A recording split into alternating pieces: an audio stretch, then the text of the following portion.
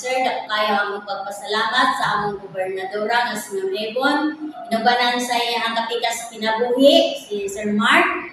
Ilabi na sa iyang mga kaubanan, o sa nila ni Doc, o sa tanan-tanan ng mga coordinator, o sa tanang mga barangay official, ilabi na din sa among kapitan, o sa tanang katawahan ng barangay Pagkalian, sir.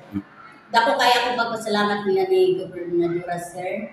O labi na yun ni Sir Mark. O sa tanan-tanan, sir. Nga, ipatigayan yun dire, sir, ang medical mission dire sa barangay Pagkalian.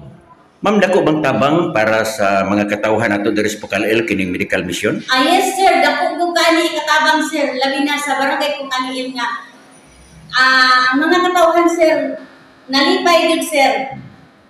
Sa nahibalaan nila nga naikipatigayon ni Governor Ebon kagas nga naay medical mission nga iyang ipatigayon din sa barangay ng Pagkalian.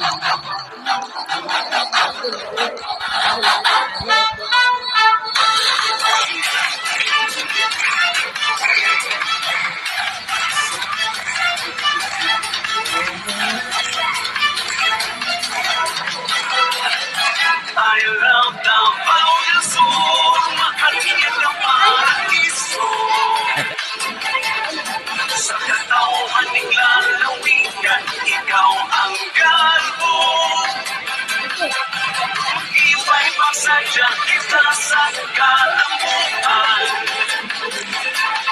Sa kulubon ang pulawanong kaltugigan.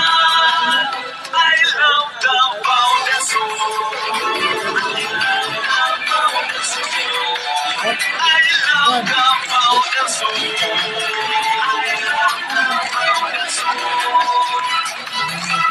Sanang rapay panahon, ang kasaysayan mapulukot. Okay. Sa paglaong ang katauhan masaligon. Kakugi sa panginabuhi o pagpaningkamot. Kamuswagan karon akong nagkabot. Klaro na kay sir. Kami kulangan, papandig kang nag-iampigan. Di ang umaalang sa umaabot na kaliwatan. Makita ang nagkadaiyang kausapan. Okay. Walang may sa kulturan, padulakan. I love the Paulasur, mahalingin na paraiso. Sa katauhan ng lalawigan, ikaw ang galbo. Ulit ikaw, Ginoon. Ulit sa ito ang mga pinagtutunan ko o si Sir Mark atong pakpakan na naghatag servisyo sa kapatid. Ito kalit. I love the Paulasur. Bayo pa sila kapit sabi na ito. I love the Paulasur. Ani.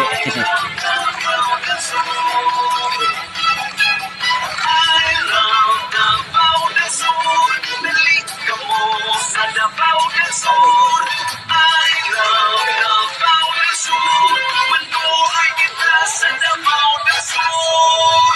I love the Paulasur. Mahalingin na paraiso.